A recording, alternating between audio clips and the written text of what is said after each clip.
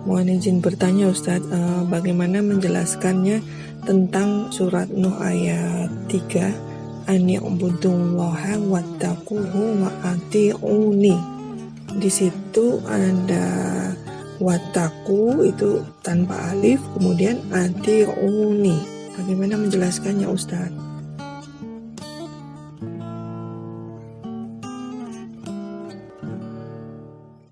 Bismillahirrahmanirrahim. Dalam surat Nuh ayat yang ketiga tersebut Allah menggambarkan tentang perkataannya Nabi Nuh kepada kaumnya, yaitu ani'budullaha wattaquhu wa ati'un. Dan kalian beribadahlah kepada Allah dan bertakwalah kepadanya dan taatilah aku. Nah, kemudian kita lihat konstruksi kalimatnya ya. Jadi ada kata ittaqu yang artinya kalian bertakwalah. Kata ittaqu adalah amr untuk antum, perintah untuk kalian. Kemudian di depannya ada tambahan wa dan di belakangnya ada domir hu. Sehingga ketika ditambahkan dengan domir hu tersebut, alif yang berada di belakang kata ittaqu harus dihilangkan sehingga penulisannya menjadi wattaquhu, dan kalian bertakwalah kepadanya, kepada Allah Subhanahu wa taala. Demikian juga dengan kata ati'u yang merupakan amr untuk antum, artinya kalian taatilah, diawali dengan wa dan diakhiri dengan ni, sehingga penulisannya harus menghilangkan huruf alif yang berada di belakang kata ati'u. Hasilnya menjadi wa ati'uni, dan kalian taatilah aku. Nah, kemudian kata wa ati'uni ini dihilangkan huruf ya di bagian belakangnya tersebut menjadi wa ati'un. Al-Quran memang sengaja menghilangkan huruf ya ini dengan maksud tertentu. Permasalahan ini sebenarnya sudah termasuk pada wilayah ilmu balaghah, khususnya ilmu al-ma'ani dan juga ilmu badi.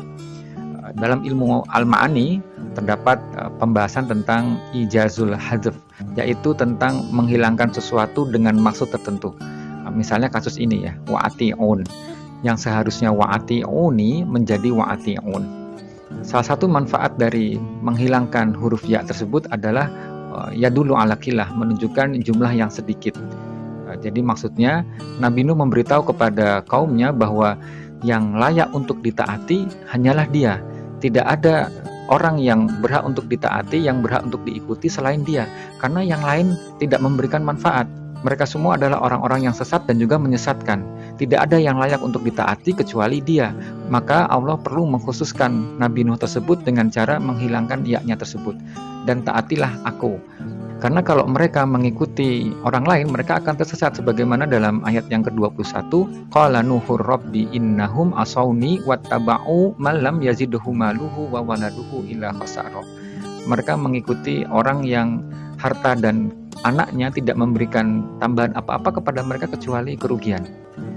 Nah, jadi dengan menghilangkan ya tersebut ingin memberikan pengkhususan bahwa yang layak untuk ditaati hanyalah Nabi Nuh. Nah, sebagaimana juga dalam ayat yang lain, fattaqullaha wa ati'un innallaha huwa rabbi wa rabbukum fa'buduh hadza siratum mustaqim.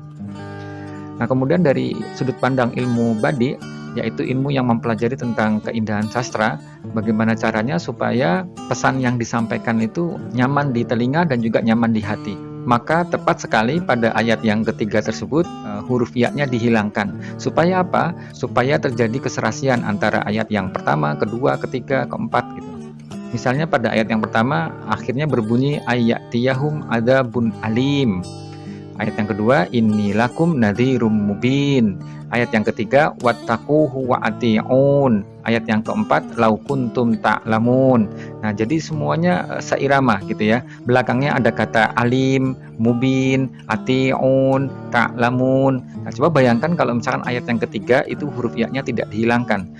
Tentu akan terasa tidak nyaman ya, karena tidak nyambung dengan ayat yang pertama, kedua, dan yang keempat.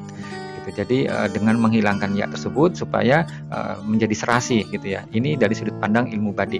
Nah, demikian. Jadi kesimpulannya permasalahan ini bisa ditinjau dari dua ilmu balaghah, yaitu ilmu al-ma'ani dan juga ilmu badi, yang insya Allah akan kita bahas secara tuntas pada kelas balaghah yang akan datang.